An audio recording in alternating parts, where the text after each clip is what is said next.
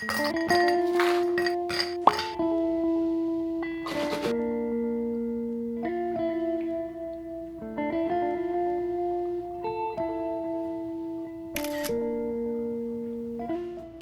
welcome back to my channel. If you guys don't know, I'm a big lover of love. So in honor of February being the month of love and everything being pink and everything being about romance and just like the whole aesthetic and all the vibes of February, I knew immediately that I had to do a video like this. And so for today's video, we're gonna be unboxing and reading a blind date with a book. I have been on the hunt for one of these for the longest time. There's a couple book shopping and bookstore kind of vlogs coming your way of me trying to hunt down and find the perfect blind date with a book, and I think I officially found it. For some reason, it was super difficult to acquire one of these because all of the bookstores that I kept going to did not do a blind date with books, or they had blind date with books, but they were just kind of like thrillers or horror or like fantasy that didn't have any romance in them. And you know, since it is February, since it is the month of love, I really wanted to find a romance themed one, of course, and I finally found it. How this whole thing came about is actually a crazy story because my boyfriend surprised me with a little weekend getaway slash like weekend staycation. There's a whole vlog of that coming very soon, but along the way over to our road trip, he went and he mapped a bunch of different bookstores and he found this one, and this one specific was owned by a mother-daughter duo. And I went in and we talked to them, and they were like the coolest, nicest, most like down-to-earth people ever. And so I ended up buying a bunch of stuff. Like I said, there's a vlog of the whole trip, so you're gonna have to wait and see the entire haul for all of that in the other video. One of the things that I bought was this cutie little blind date with a book, and guys, this was only $15 and it includes a book and so many goodies. So let's unbox it. Obviously my criteria for this book was I wanted it to be a romance, and this is definitely giving romance vibes, anything from the wrapper to the colors on it.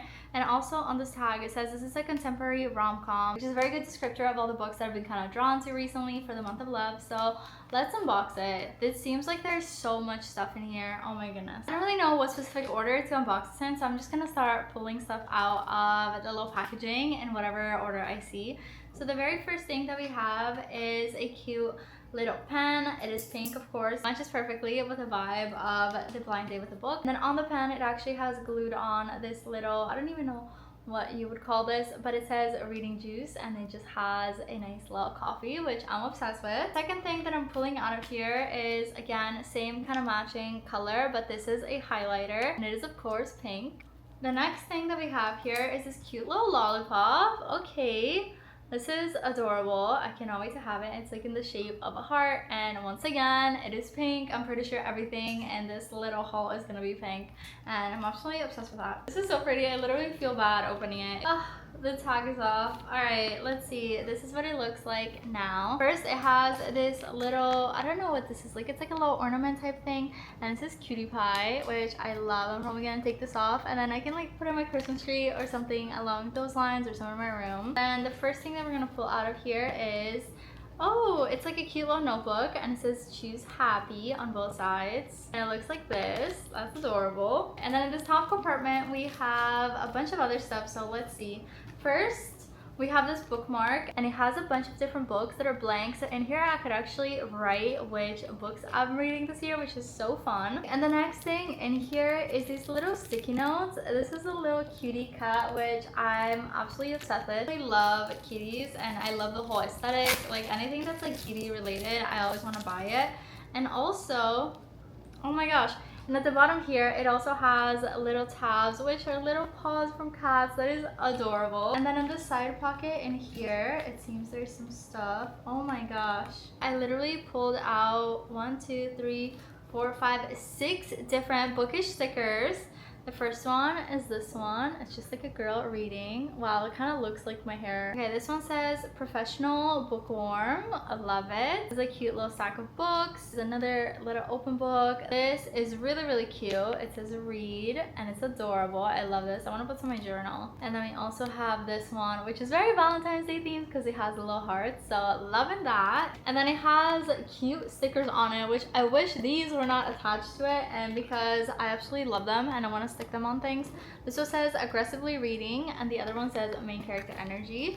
Alright, I think it's time to open it up. I was a little worried about the blind date with a book being a book that I already own because it is like rom-com-y and contemporary, and I read a lot of contemporary romances. Specifically, I read a lot of romantic comedies, so I was a little nervous. But the owner of the bookstore actually went and checked what the book was and then told my boyfriend while I was literally waiting outside, and he said that he doesn't recognize the author, so he doesn't think that it is a book that I have. So I'm really excited. Alright, drum roll. Oh my gosh, it's pink. Oh, cute. First of all, I'm absolutely obsessed. It's pink. I honestly was not ready for the whole book to be pink. This book is called Fake Date by New Times bestselling author Monica Murphy. I don't think I've read anything by Monica Murphy, but I'm really excited. And also, it's literally called Fake Date. I feel like I eat up fake dating kind of romances all the time, so I feel like this is gonna be a really good one. I'm very, very excited to try this. Let me know if you guys have read anything by Monica Murphy. I'm really curious to know which book of hers is a New York Times bestseller because it's like super, super fun. But I'm really, really excited to read this. The font is like a good size, and it's not like a super long book. It's only 337 pages, which I feel like is very reasonable for a rom-com, but I'm very, very excited. Assuming the plot of this is going to be about fake dating, which I love, love, love. It's one of my favorite tropes to read about because it's just so fun not knowing where the boundaries are, and like one of them always catches feelings, so then maybe the other one catches feelings, but you don't know what's for real versus what's fake. So I am very, very, very excited. Wow, Monica Murphy has a lot of books. It has a dating series. We have the Forever Yours series. We have the Damaged Heart series and the Friends series. Oh my gosh, there's so many. The Never series, the Rule series, the Flower Sister series, Reverie series, the Billionaire Bachelor Club series, One Week Girlfriend series, and Standalone series. Wow, okay. I'm assuming that after having written so many different books, the writing must be really, really good. So I'm just gonna sit here and start reading this book, get cozy, drink my little matcha, and I'll be back with updates in a bit.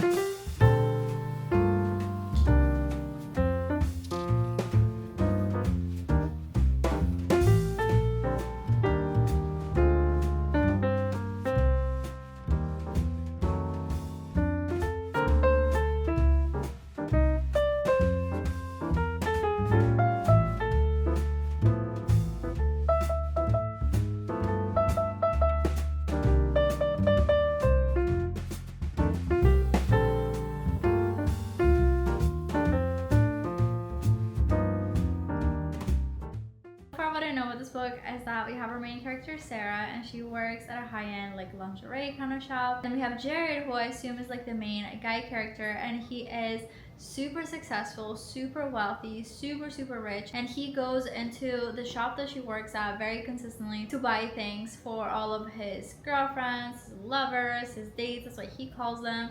Our main girl character calls it his mistresses, which kind of annoys him. So already I'm kind of getting the vibe that they're kind of like always like picking at each other and annoying each other, kind of like bothering each other. Said, yes, he's gorgeous and young and rich and successful with all his money and houses and cars. And that's great and all, but he's also rude and demanding and cold and discerningly quiet. I don't like quiet. Okay, so it feels like it's gonna be maybe like a grumpy sunshine, billionaire kind of romance. And our girl main character, Sarah, she kind of has a little crush on him. She says everybody has a crush on him because he's just so young and handsome and attractive and all of that. But I'm really excited to see where the story goes.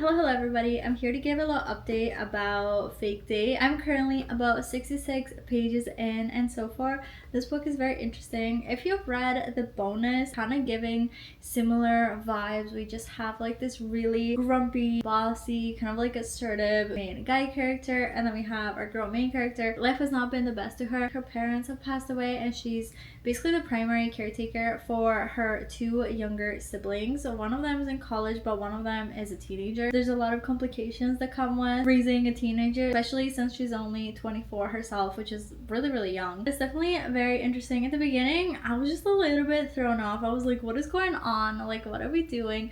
What is the point of everything that is happening? Because basically he just keeps showing up at her business. She works at this like lingerie shop, and hi love, she thinks that he's some kind of player, and all he does is just like go in there and buy all these things for his mistresses, and then eventually he starts sending her gifts and she's kind of like thrown off. She's like, I don't really know how to respond to that. None of this is spoilers, by the way. This is like all the stuff that's basically already explained in the back.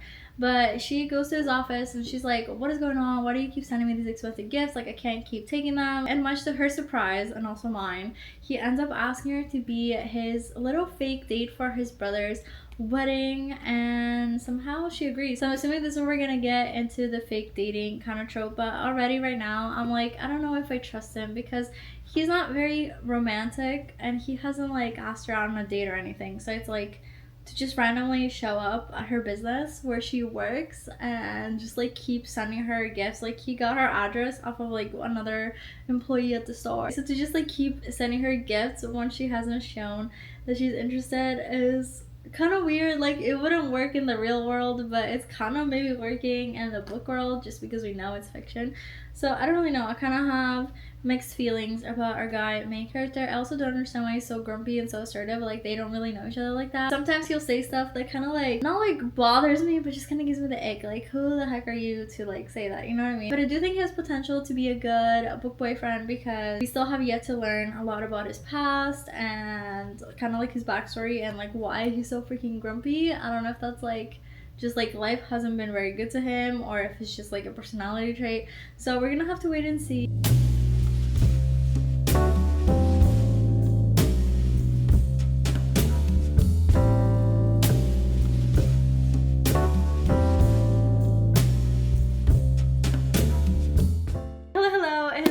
So I figured it was about time I give a little update. I have been reading The Fake Date and I am more than halfway done. I think I'm around the 60% of the way done with the book, so I'm hoping to finish it today. But I feel like over the last little bit, a lot of things happened and it kind of has like changed my opinion on the book in a way. So I'm here to talk about it. I had such strong feelings about this book while I was reading it, to the point that I pulled up my phone and started writing notes. So I have them pulled up here.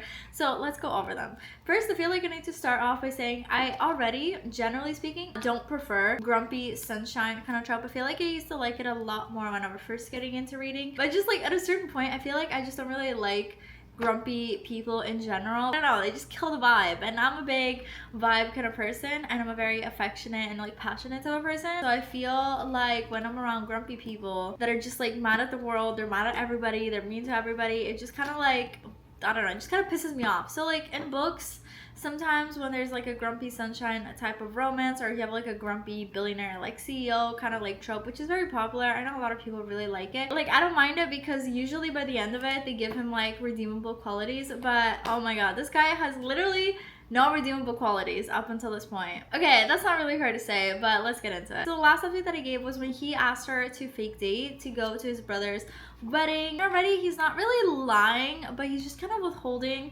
information that I kind of consider important. And like, for me, like omitting the truth is kind of like the same as lying. I feel like he's just kind of getting away with it at this point. It's nothing like crazy serious, but it's just like one of those things that if I were this girl, I would be like, damn, that would have been nice to know, because I feel like it kind of changes things. So already that just kind of leaves like a weird like sour taste in my mouth. But then he basically invites his sister to hang out with them, and like, you know, our girl main character, she's like, I don't really know, like we're already lying to them and pretending we're fake dating. I feel like it's gonna be really hard. And then she tries on this dress and Jared just like has like such a mid reaction. Like, this is the girl that you're crushing on, this is the girl that like if nothing else, you're fake dating and it was your idea and you're trying to convince your sister who's there that you're in love. So imagine my shock when Sarah comes out in this freaking dress to wear to his family event that she needs to go to and pretend to be his girlfriend.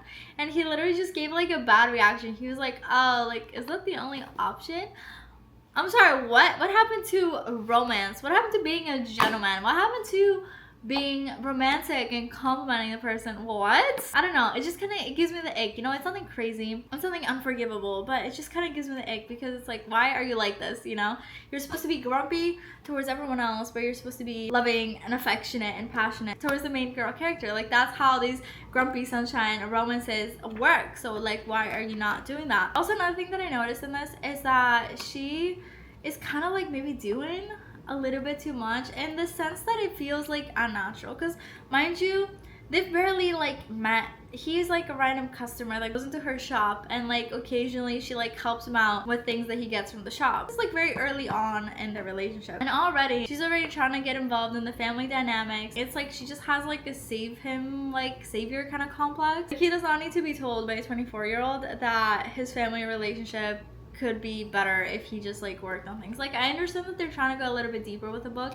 but it just feels like unnatural given the relationship dynamic. Okay, another note that I have, if you read this book then you know, but I got to chapter 24. I'm not gonna spoil anything, I'm not gonna get too much into it, but let's just say that even up until this point I feel like he's still kind of being an ass. Why are you still kind of like being mean? He doesn't really understand what the problem is and he doesn't really see a need to fix things, and he just keeps like hurting people's feelings, keeps offending everybody, keeps being mean to everybody, and like he just like seems like he has excuses for everything. Like, oh well, my dad did this and I didn't like that he did that when I was a kid. And it's like, okay bro, like I get it, and like it's okay to be hurt by people and like it happens to everybody, I understand, but at a certain point you just gotta like either cut your losses and move on, or you just gotta like, I don't know, go to therapy or something. You know what I mean? Like, you're 34 years old, how are you still like holding grudges and like just like being mean? He's like fat shaming his sister, basically making her feel bad for eating certain things. Damn, like you're just like mean all around. Like, you're mean to your dad, you're mean to your brother, you're mean to your stepmom, you're mean to your sister, like you're mean to her main character. Like, what is going on? Where are your redeeming qualities? I don't know. Like, it's one thing to be like grumpy, it's one thing to be like mad at the world, it's one thing to like not want to like don't trust women or whatever, which even then I don't know, that also just kind of gives me like immaturity vibes, because he obviously, as you would expect, was hurt by a woman and it's like just like decided to never give other women a chance for like 10 years. Like, be so serious, you know what I mean? At a certain point you just gotta be like, you know, maybe they did me wrong, maybe they shouldn't have done that, maybe they shouldn't have betrayed my trust, maybe they shouldn't have done XYZ, whatever they did to him, but like, you know, what am I gonna do with my life now? You know what I mean? Like, time is ticking. You're 34, so no one wants to freaking sit there and deal with that kind of energy. I don't know how to explain it. I don't know. I feel like I'm very unforgiving because I wouldn't tolerate stuff like this in my personal life. Why are you, a fictional man, literally behaving significantly worse than real life men? Excuse me, what? I don't think the book is bad by any means. I don't know. Maybe I just like, maybe it's not really my type of romance. I think I typically look for like more wholesome and like soulmate and like hopeless romantic kind of love. And this is definitely giving insta-lovey and like kind of lusty instead of romantic kind of energy. They're just like really into each other physically, but they don't really know much about each other's personality, and what we know about his personality we don't really like. And our girl main character, like, she's been through it, she's had some life experiences, like things have not been easy for her. I feel for her. I feel like she deserves better. Like, she works really hard and I think she deserves a better kind of love than this. I don't know. In general, there's still time, and maybe he'll like come back, maybe everything will be explained, maybe there'll be like a valid reason. Anyway, so that's where I'm at right now. I have faith that he can come back from this.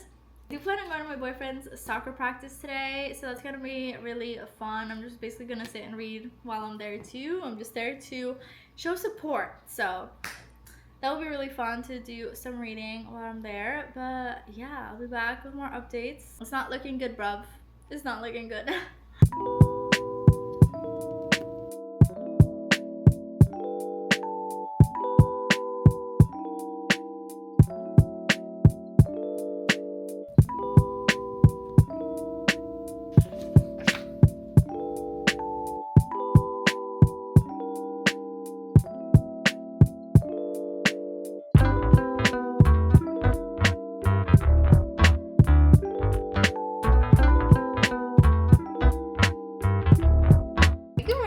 because it is a new day. This is a weird angle. I've never filmed from this angle, but I'm here to talk about my final thoughts on Fake Date. Obviously, I was not a big fan of this, kind of like from the beginning. To be honest, I really love the fake dating trope, which is why I had such good hopes for this.